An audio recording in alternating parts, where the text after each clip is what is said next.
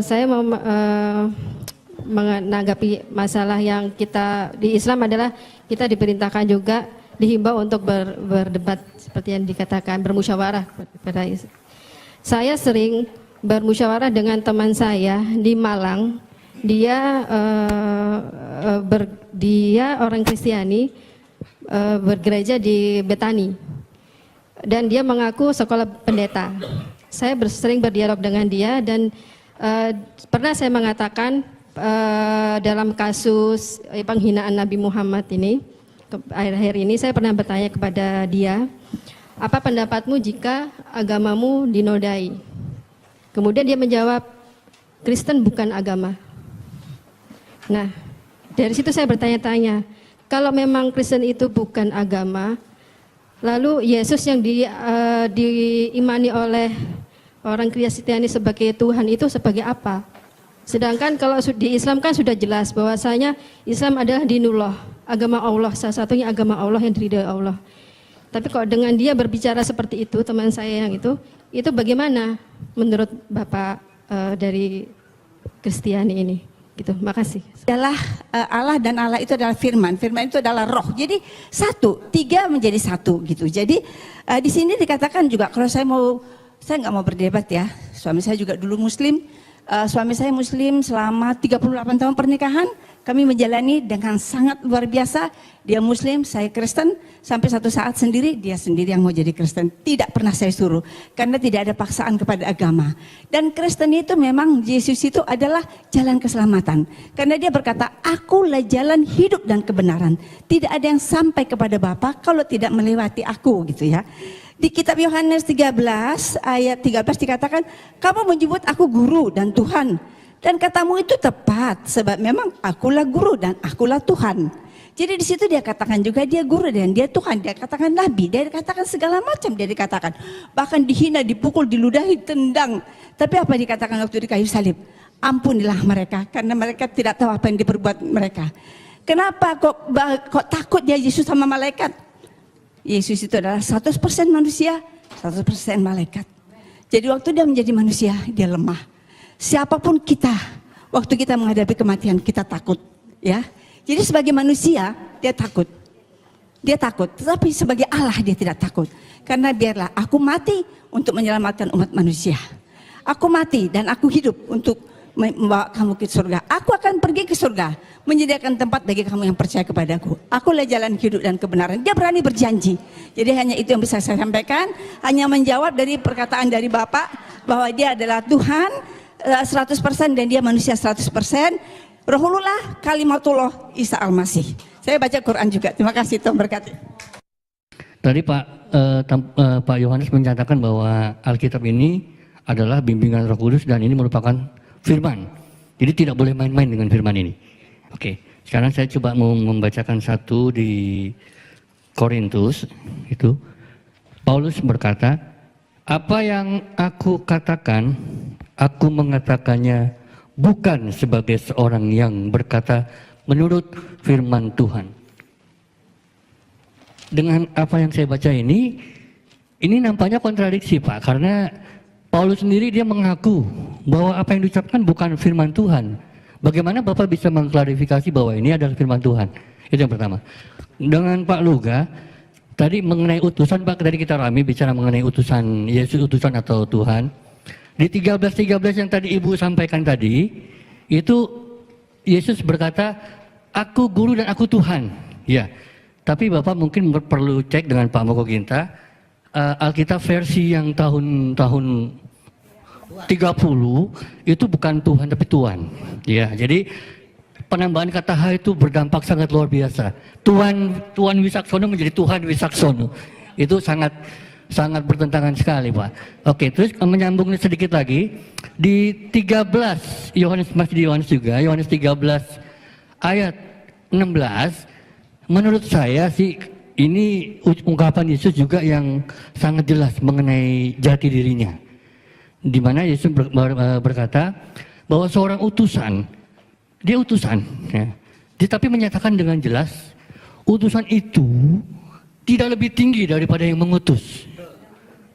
Jadi ini secara logika itu tadi seperti dikatakan Pak Nababan tadi, Akli tadi, Kalau Yesus memang itu Tuhan, ya mestinya dia katakanlah, aku juga Tuhan, ya kan?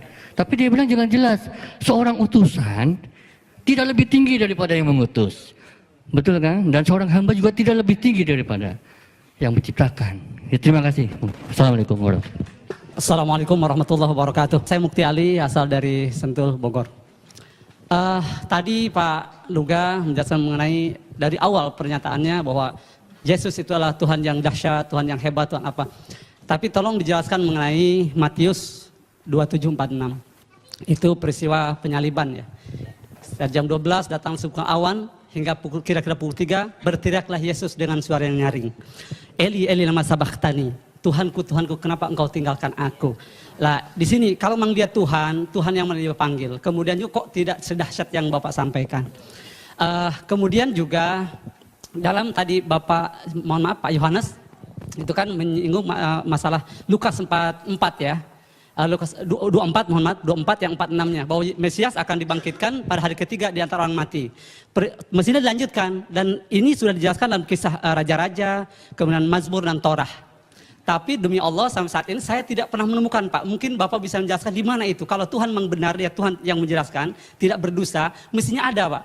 Dalam Torah, Mazmur, kisah Raja-Raja, bahwa apa yang dinyatakan pada 46-nya itu, silakan dicek Lukas 24, 44 sampai 46.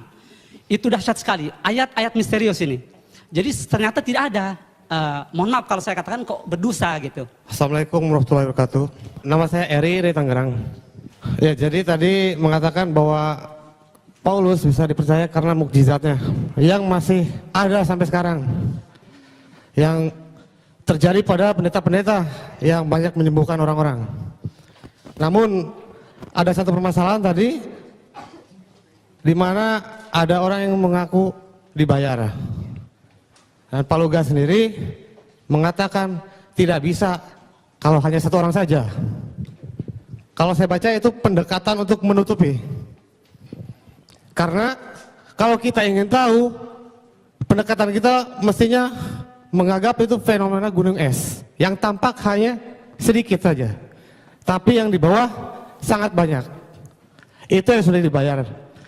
Dan bagaimana yang terjadi pada yang terjadi di Kenya, saudari Esther Mwande oleh pendeta Michael Njoroge, ia mengungkapkan bahwa saya disuruh untuk pura-pura sakit dan sembuh karena dia tidak dibayar akhirnya. Nah, jadi di mana letak mukjizatnya itu? Demikian, terima kasih. Saya sudah membaca bukunya Pak Insan. Masalah dia bilang ayat-ayat Nabi itu, terus terang saya udah baca banget ayat itu. Dan saya udah tahu banget itu. Yesus tidak tahu hari kiamat, bagaimana dia Tuhan. Kok dia yang nggak tahu hari kiamat? Terus terang, saya udah tahu banget itu. Nah sekarang saya sedang menunggu-nunggu, Tuhan kapan saya waktunya untuk menjelaskan ini. Saya pengen banget untuk menjelaskan ini. Dan waktunya adalah hari ini. Gitu loh. Jadi artinya terus terang, bukannya saya nggak ngerti. Orang mengatakan, Yesus sendiri mengatakan tidak ada nabi ditolak di asalnya. Yesus mengaku dirinya nabi. Ya kan? Saya ngerti banget ayat itu. Tapi satu hal ada yang tidak sanggup kalian pahami. Karena firman Tuhan berkata bahwa Alkitab itu harus dimengerti dengan Roh Kudus. Daniel 1 ayat 20 dikatakan orang yang bisa mengerti firman Tuhan itu dikaruniai 10 kali lebih cerdas. Artinya membutuhkan hikmat Tuhan yang jauh lebih dahsyat. Bukan hanya sekedar firman Tuhan ditafsir sembarangan. Tidak seperti itu. Contoh, tidak pernah Yesus berkata aku adalah nabi, tetapi dia berkata aku adalah anak Allah. Jadi Yesus tidak pernah mengaku nabi. Memang Yesus berkata seorang nabi tidak diterima di asalnya. Sebenarnya Yesus sedang mengumpamakan dirinya dengan nabi-nabi karena orang-orang yang di situ belum ada yang menerima Yesus sebagai Tuhan, hanya sebagian. Jadi kalau Yesus mengatakan tidak ada seorang Tuhan, kan artinya Yesus menjelaskan ini, arti ayat ini cuma mengumpamakan nabi itu sebagai fungsi utusan dari Tuhan karena memang Yesus dari Tuhan, tetapi dia tidak mengatakan aku adalah nabi. Nah, bagaimana kita tahu bahwa Yesus tidak pernah mengaku nabi?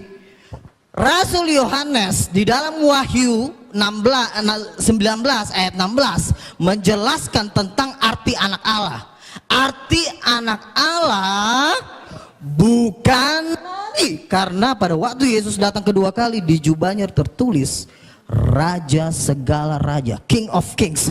Mana ada raja segala raja banyak. Kalau nabi kan banyak, tapi kalau raja segala raja, raja di atas segala raja, berarti udah nggak ada lagi di atasnya, berarti dia adalah Tuhan, the King of Kings. Jadi begini, kita tidak bisa menafsirkan kitab para nabi menurut apa kata Ahmed Didat, karena penafsiran-penafsiran Bapak Insan Mokoginta itu kan diambil dari Ahmed Didat, hikmat-hikmatnya profesor doktor teologi yang nggak bisa buat apa-apa. Jadi penafsiran tentang Yesus harus diteguhkan dengan tanda-tanda mujizat, bukan hanya bergelar hanya doktor profesor ditafsirkan. Contoh misalnya, inilah Nabi Yesus dari Nazaret. Memang banyak orang mengaku Yesus Nabi, tetapi Yesus tadi menolak di Matius 16. Engkau adalah salah satu di antara para nabi. Jawab Yesus apa? Dia diam, dia tidak mengatakan, iya betul kamu mengatakan bahwa aku adalah nabi. Dan Yesus, tolong tunjukkan Pak Insan di mana Yesus berkata, akulah, bukan hanya ayat-ayat ini itu, tapi mana tunjuknya? Akulah nabi. Tetapi Yesus jelas berkata, aku adalah anak Allah. Dan penafsiran nggak boleh sembarangan, karena di 2 Petrus dikatakan tidak boleh orang menafsirkan kitab suci menurut kehendaknya sendiri. Haleluya. Berikan dulu kemuliaan buat Tuhan. Udah capek banget. Mana? 2 Petrus 2:1. Orang basic. Nih. Yang terutama kamu harus ketahui. Aduh, tuh, Tuhan marah kan? Yang lain lo nggak punya.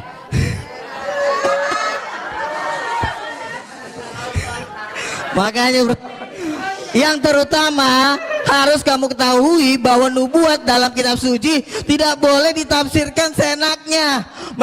Karena Yesus ditafsir langsung jadi nabi. Rasul nggak ada bilang Yesus nabi.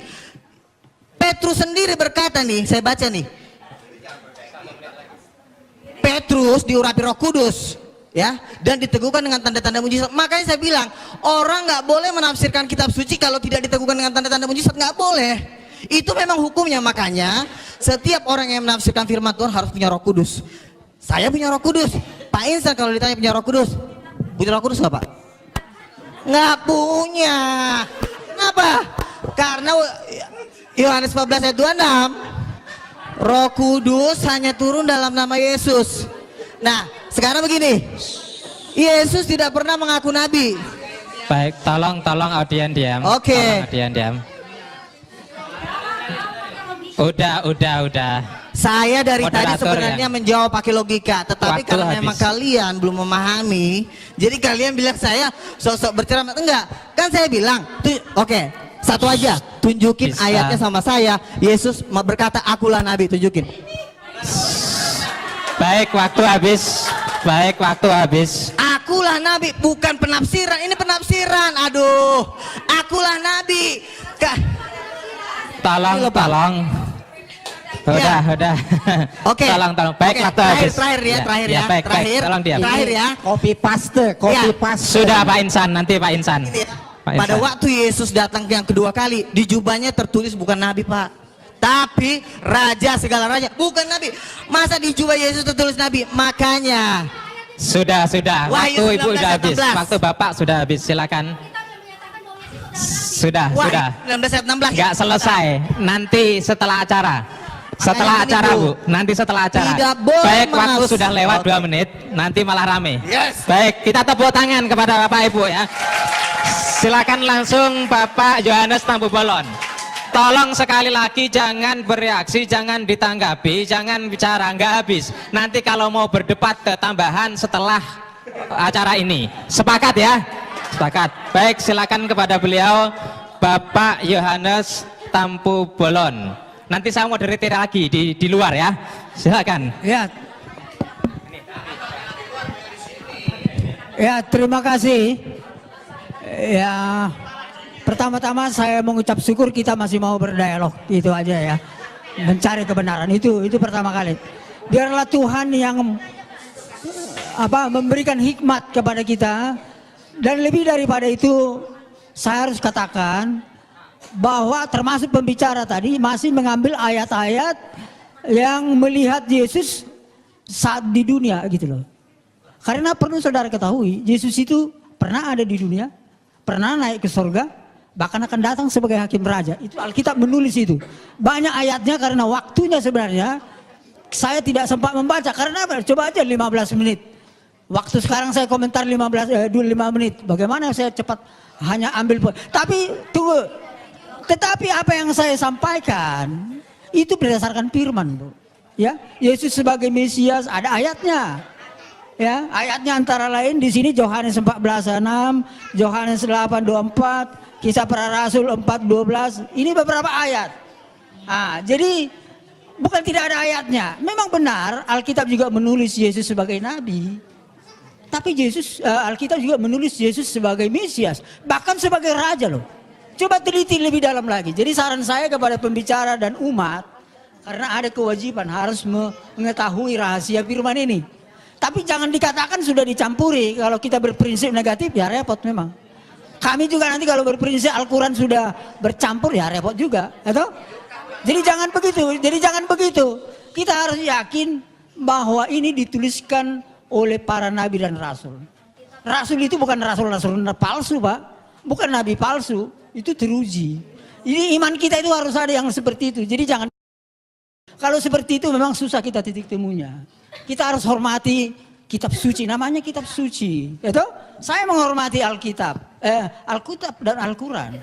Maka saya hormati. Cuman kita cari titik temunya di mana? Karena memang ini kompleks, rumit, sangat dalam. Kalau kita tidak penuh oleh Roh Allah, memang sangat sulit mengertinya, Bapak Ibu sekalian. Jadi itulah saran saya, bukti daripada kebenaran Alkitab tidak hanya tertulis, tapi nyata di dalam kehidupan umat Kristen. Umat Kristen sekarang ini walaupun masih banyak yang tercemar, saya harus katakan, tapi banyak yang masih baik, benar di hadapan Tuhan. Oleh karena mereka benar dan taat, sesuai dengan kehendak kitab suci Tuhan, taat sehingga mereka memperoleh karunia. Karunia-karunia banyak pada orang-orang yang Kristen yang taat. Bahkan jawatan itu ada di orang Kristen sekarang ini menurut penelitian, Bu. Ada nabi, ada rasul, ada di Alkitab. Dan Alkitab memang mengatakan harus ada itu. Itulah artinya Tuhan kita masih hidup. Roh Kudus masih ada. Jadi kalau misalnya Al-Quran tidak mengatakan tidak ada nabi, ya coba review lagi. Saya harus katakan review lagi. Karena apa? Tuhan itu adalah roh. Dia berfirman melalui nabi dan rasulnya. Apakah Tuhan kita mati tidak berfirman lagi sekarang? Ini pertanyaan saya kepada saudara-saudara. Saya ini orang bernubuat, mendapat rahasia Tuhan melalui mimpi, penglihatan, firman rema, mujizat. Ini yang saya tuliskan ini. Rahasia gempa banjir itu di sini, Pak. Itu menyaksikan Yesus yang datang sebagai hakim raja. Ini kenyataan. Ada di Alkitab, bahkan katanya tadi di Al-Quran ada, belum saya baca memang. Ya puji Tuhan ada titik temunya. Nah, jadi di sini kita mari pencerahan. Satu poin lagi yang harus saya sampaikan dari berbagai pertanyaan tadi, ya. Ada keunggulan daripada pengikut Kristen daripada saudara kita Islam. Menguasai ilmu pengetahuan dan teknologi. Karena apa? Karena Roh Kudus itu ada di dalam hati kita ini. Roh itu adalah Roh Allah sendiri. Berkuasa dan dahsyat. Itu saudara sebab itu. Tapi kuncinya itu ketika kita percaya kepada Isa Al-Masih karena mengkuduskan kita. Karena kita ini sudah berdosa. Hanya Yesus telah datang mensucikan kita. Sehingga kita bisa seperti gambar Allah. Sifatnya Allah. Benar saudara-saudara. Saya menjadi saksi di sekarang ini. Kuasa dukun itu nggak pernah mampan kepada saya. Itu saudara-saudara. Bahkan saya menghancurkan kuasa iblis bisa. Oh bayangkan itu. Oh saya saksi itu. Banyak pengalaman saya. Nanti suatu saksi saya saksikan suatu saat. Habis ya. Puji Tuhan. Terima kasih. Kita tepuk tangan sekali lagi. Jangan sampai ada kuasa-kuasa iblis di sini. Pasti akan lenyap. Baik, untuk yang ketiga 5 menit kepada beliau Pak Insan Mekoginta dipersilakan. Tolong jangan pulang dulu. Ya, baiklah. Mana-mana? Mic itu lebih bagus barangkali. Tes, ya. Ya, tadi kita sudah mendengar bahwa kata Pak Luga Tambunan, mana ada dalilnya Yesus mengatakan dia Tuhan, Nabi. Ternyata ini semua empat Injil kan? Ini kata siapa ini? Kata siapa semua ini? Kata Yesus kan? Ini ucapan Yesus sendiri mengatakan bahwa dia itu seorang nabi. Jadi apa yang saya kutip ke sini itu copy paste, tidak ditambah, tidak dikurangin. Katanya saya menafsirkan sendiri. Ini kan saya ambil dari Alkitab, tidak ditambah, tidak dikurangi. Yang mengatakan Yesus sendiri bahwa dia itu hanya seorang nabi. Yang nabi itu pasti kan bukan Tuhan. Ayat harus ditafsir dengan ayat, tidak bisa. Jadi harus ada ayat penafsiran lagi. Makanya saya katakan Rasul Yohanes menafsirkan anak Allah itu raja segala raja. Jadi harus ada penafsiran ayat dengan ayat. Tidak bisa kan seperti itu. Saya. Jangan diambil lah waktu saya. Ya. Jadi Yesus itu manusia dia nabi bukan Tuhan. Bahkan ada di sini ia bukan manusia. Sebab aku ini Allah dan bukan manusia. Jadi Yesus itu nggak mungkin Allah. Allah aja nggak bisa jadi manusia, bukan manusia apalagi Yesus. Nah, baik, saya akan melanjutkan ini. Komentar para tokoh Kristen dan Katolik tentang ketuhanan Yesus. Nah, saya punya buku. Ini ditulis oleh seorang Kristen namanya Franz Donald. Dia Kristen Tauhid namanya, tidak percaya Yesus Tuhan lagi. Ya, nah, dalam buku ini saya kutip. Ya, kita lihat komentar dan berani para tokoh Alkitab dalam seminar diskusi intelektual keilahian Yesus Kristus dari perspektif Alkitab. Nah, kita lihat pertanyaannya, mana yang benar? Yesus Kristus itu anak Allah atau Allah anak atau keduanya atau lainnya? Nah, pendeta Dri ini Broto Sudarmo, dia mengatakan Yesus adalah, dikatakan Yesus adalah anak Allah, bukan Allah anak. Nah, ini saya tegaskan, di dalam Yesus kita dapat mengenal Allah. Kemudian kita lihat Profesor Banawi Ratma. Saya tidak mengatakan Yesus itu Allah, Yesus itu anak Allah. Dan dogma Yesus sebagai Allah adalah hasil rumusan Konsili Nisea tahun 325 Masehi. Konsili Nisea inilah yang menjadikan Yesus sebagai anak Allah. Beliau menegaskan pula bahwa konsili itu tidak alkitabiah. Nah, kesalahannya katanya dogma teologi dianggap bisa memberikan kesimpulan tentang Trinitas yang terjangkau, padahal tidak. Saya tidak setuju dengan bahasa dogma. Saya lebih suka memilih yang sederhana, yaitu bahasa Alkitab. Yesus bukan Allah, tapi Yesus jalan menuju Allah. Beliau menegaskan pula bahwa memang saat ini jemaat-jemaat sudah punya tradisi bahwa Yesus adalah Allah. Gereja sangat sulit mengubah teks liturgis yang bernada dogmatis. Ungkapnya, beliau mengungkapkan, andai kata gereja-gereja berani sepakat untuk merombak dogma liturgis, maksudnya tentang Trinitas, ya silakan. Nah, ya kan? Nah, kemudian ini Hortensius. Dia sarjana sekolah tinggi filsafat. Dalam acara tersebut beliau katakan apa? Yesus itu tidak pernah memperkenalkan dirinya sebagai Allah. Yang juga dikatakan Paulus tidak pernah menyebut Yesus Kristus sebagai Allah. Jadi beliau yang sangat paham bahasa Ibrani dan Yunani menegaskan pula, harus ditegaskan bahwa dalam perjanjian baru tidak pernah ada rumusan Yesus adalah Allah. Nah, dengan sangat berani dan tajam beliau sampaikan pendapatnya yang sangat mengagetkan para hadirin yang mendengarnya. Kata beliau, saya keberatan dengan istilah Allah Bapa, Allah Anak dan Allah Roh Kudus. Selanjutnya beliau katakan, Yesus itu jalan menuju Allah. Rumusan 100% Allah, 100% manusia itu hasil konsili Kalkedon, bukan kitab suci. Dalam Alkitab Yesus tidak pernah disebut sebagai Allah sejati. Menurut Romo Tom Yakob dari Katolik ini. Ya, kalimat Yohanes pasal 1 ayat 1 seperti yang dikutip Ibu tadi juga, firman itu adalah Allah. Beliau tegaskan, Yohanes justru menekankan bahwa firman tidak sama dengan Allah, tapi bersama-sama dengan Allah. Nah, satu lagi terakhir, yang paling menarik, salah satu pertanyaan jamaah kepada pastor. Bagaimana pengalaman Anda selama menjadi pengikut Yesus? Romo menjawab, itu adalah sebuah pertanyaan yang sangat bagus. Dulu sebelum tahun 1974, kehidupan saya tidaklah baik. Dan saat itu sebelum tahun 74, saya yakin Yesus sungguh Allah dan sungguh manusia.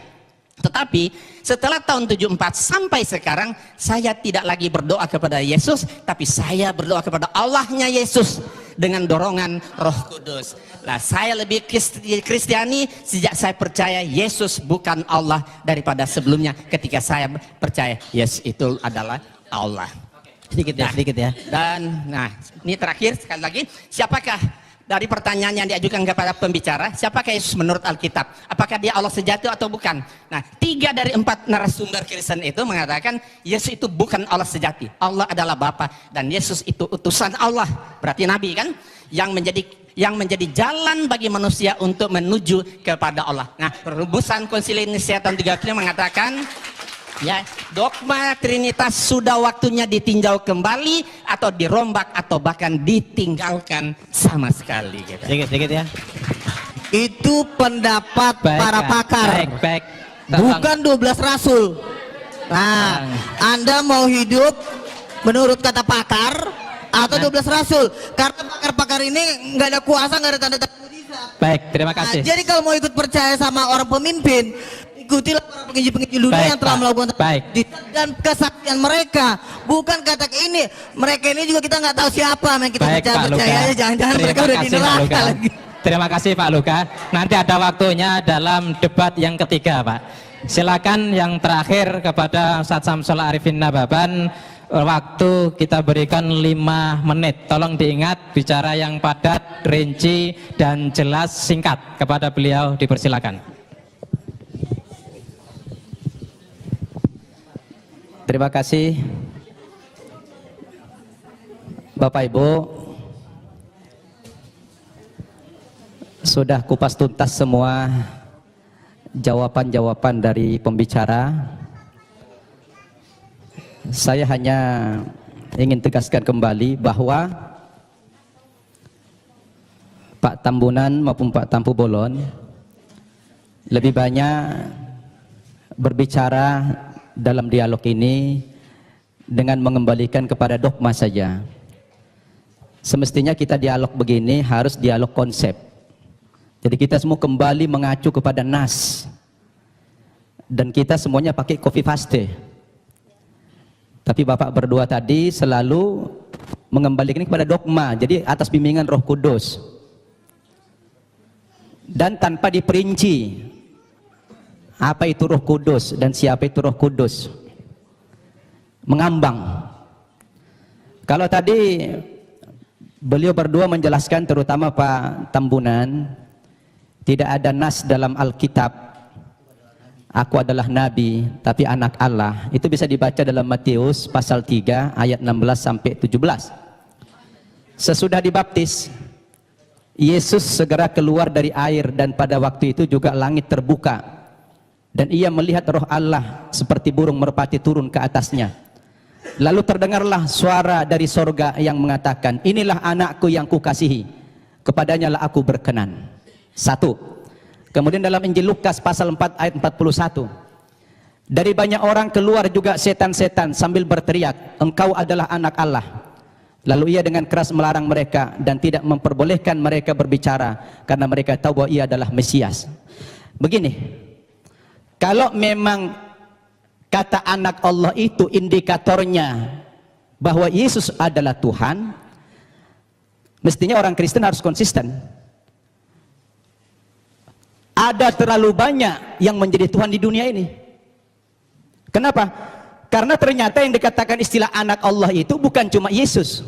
Coba dibaca dalam kitab Matius pasal 5 ayat 9, Injil Matius pasal 5 9, dikatakan di sini, berbahagialah orang yang membawa damai karena mereka akan disebut anak-anak Allah. Nah, berarti siapa yang membawa perdamaian di dunia ini semua anak Allah. Berarti anak Allah itu bukan cuma Yesus. Kalau begitu yang membawa damai Tuhan semua jadinya. Nah, jadi ini perlu dipahami. Maka dalam Islam kata anak Allah itu bukan Tuhan tapi hamba, abduhu wa rasuluh, hamba dan utusannya. Jadi malah membingungkan kalau dikatakan Yesus itu anak Allah lalu dipresentasikan sebagai Tuhan. Berarti bagaimana dengan dalil ini Injil Matius tadi? Semua orang yang mendamaikan di dunia ini akan dipanggil sebagai anak-anak Allah. Berarti Tuhan juga dong. Nah, ini secara logik dan berdasarkan nas. Nah, oleh karena itulah sebetulnya boleh dikomentari, silakan. Gini, ini ayat ini sering banget saya dengar ya. Jadi begini loh, bedanya seperti ini. Lihat, perhatikan, jangan ketawa dulu. anak-anak Allah, Yohanes 1:12, barang siapa percaya kepada dia akan diberikan kuasa supaya sebagai menjadi anak-anak Allah. Beda dengan Mesias, anak Allah. Kenapa bedanya? Karena semua nabi-nabi itu di penuh Roh Kudus disebut juga anak-anak Allah. Tetapi bedanya apa? Mesias itu sudah dijanjikan dari zaman dulu. Nabi-nabi menjanjikan Mesias. Nanti akan datang Mesias. Nabi satu ngomong nanti akan datang Mesias. Nabi satu ngomong sampai Nabi Yesaya sampai Nabi terakhir nanti akan datang Mesias. Kira banyak di Yesaya nabi-nabi itu menubuatkan. Kalian kalau saya ngomong jangan teriak-teriak dulu, ntar kalian nggak ngerti gitu loh. Gini lihat. Nabi-nabi menubuatkan tentang kedatangan Mesias. Itu ada di perjanjian lama. Nah, nabi-nabi ini pada waktu Yesus tadi yang saya pertama kali mengatakan, di situ dikatakan Mesias anak Allah. Bukan hanya anak-anak Allah. Bedanya apa? Nah, untuk menafsirkan Mesias anak Allah ini, yang menafsirkan bukan dokter, bukan profesor, tapi rasul, 12 rasul. Makanya 12 rasul menafsirkan Mesias anak Allah dalam Wahyu 19 ayat 16, bahwa Mesias anak Allah penafsirannya adalah raja segala raja, bukan nabi. Jadi kalian jangan sembarang menafsirkan kitab suci. Mesias anak Allah dengan anak Allah beda banget gitu loh. Jadi perbedaan ini kalian harus pahami, karena perbedaan ini efeknya lautan api dan belerang gitu loh. Jadi Mesias anak Allah dan anak-anak beda. Itu yang saya pahami dan yang saya pelajari selama ini, karena saya udah tahu jawaban pertanyaan kalian pasti itu gitu loh. Jadi itu gantian. Saya belum selesai tadi. Itu sanggahan dari beliau. Kita jadi bingung nih. Kenapa bingung? Kita kan membaca Alkitab ini justru kita menghindari tafsir. Ini textbook kita nih, copy paste. Kalau memang tulisan-tulisan kami yang mengambil dari Alkitab ini dianggap salah, padahal ini adalah textbook kami menulis di sini. Terus apalagi yang dipakai sebagai hujah, sebagai jangan baca argumen. satu ayat aja Pak. Makanya Satu. baca Jadi juga gini, kitab Wahyu. Jangan cuma baca. Saya mau kembali kepada teks lagi. Di antara indikasi juga Yesus bukan Tuhan, saya baca dalam Injil Markus pasal 13 ayat 31 sampai 32. Dikatakan dalam ayat ini, Yesus tidak tahu kapan kiamat itu terjadi. Masa ada Tuhan tidak tahu kiamat kapan terjadi? Nah, ini menjadi pertanyaan yang menarik sebetulnya. Jadi ini tanpa tafsir, ini bukan tafsir. Jadi ini bukan tafsir, kami nggak berhak menafsirkan. Makanya kami hanya textbook saja. Kembali kepada copy paste ini. Nah, terkecuali kalau bapak-bapak tidak lagi mengakui Alkitab ini, lain soal. Jadi kalau mau dibantah sebetulnya jangan dibantah kami, dibantah saja itu Alkitab, karena kami hanya menyadur saja. Iya, demikian. Terima kasih. Makanya Pak, kesimpulan dari seluruh Injil itu ada di kitab Wahyu. Jangan kalian baca cuma kitab Injil doang. Tapi kitab Wahyu kalian baca, itu kesimpulan dari seluruh Injil itu ada di kitab Wahyu. Jadi kalau mau kalian, ntar lupa. Kalau kalian mau menafsirkan, kalau kalian mau menafsirkan ayat Alkitab, baca kitab Wahyu, karena di kitab Wahyu dikatakan di seluruh umat, seluruh malaikat itu menyembah Yesus, ada ayatnya di kitab Wahyu. Makanya baca kitab Wahyu, karena kitab Wahyu itu penafsiran dari rasul-rasul. Saya bacakan ya, saya bacakan. Baik Bapak, saya kasih waktu setengah menit, tidak lebih, tidak kurang. Setelah itu Bapak nggak bisa lagi. Wahyu setengah menit ya, Wahyu 5 ayat 11, maka aku melihat dan mendengar suara banyak malaikat di sekeliling tata makhluk-makhluk dan tua-tua, itu jumlah mereka berlaksa-laksa. Katanya dengan suara nyaring, anak domba yang disembelih itu layak menerima kuasa dan kekayaan, hikmat, kekuatan, pujian sampai selama-lamanya. Dan saya lanjutkan ke ayat 14. Dan keempat makhluk itu berkata amin, dan tua-tua itu jatuh tersungkur dan menyembah Yesus. Ada ayatnya Yesus disembah. Kalian kan berkata, mana ayatnya Yesus sembahlah aku? Ini ayatnya bacaan terbaik. Sudah setengah menit. Terima kasih. Pak Insan setengah menit. Ya, sebenarnya kitab Wahyu yang menjadi rujukan beliau. Udah. Wahyu kepada Yohanes itu mimpi. Bukan wahyu. Mimpi Yohanes di Pulau Patmos. Itu kan kata Bapak. Jadi mimpi Itu panjang, sudah, Pak. ya. Sebentar, mimpi panjang berseri ya. Makanya kitab Wahyu merupakan salah satu kitab yang paling sulit sekali ditafsirkan. Kan di situ Rasul terkasih Yang loh. paling Sudah, sulit Pak. ditafsirkan karena ini cuma mimpi. Nah, zaman dulu ditulis mimpi, kemudian dirubah lagi kenyataan. Sekarang dirubah lagi menjadi wahyu supaya keren, biar keren kelihatan. Sudah. Diganti Cukup. wahyu. Baik Pak Insan, cukup. Kita tutup. Karena bukan mencari kemenangan dan bukan mencari kekalahan. Masing-masing berdakwah kepada yang lain. Silakan yang umat Islam itu tadi dengarkan, renungkan terhadap Bapak Luga Tambunan dengan Pak Johannes Tampu Bolon. Yang Nasrani silahkan renungkan. Terima kasih kepada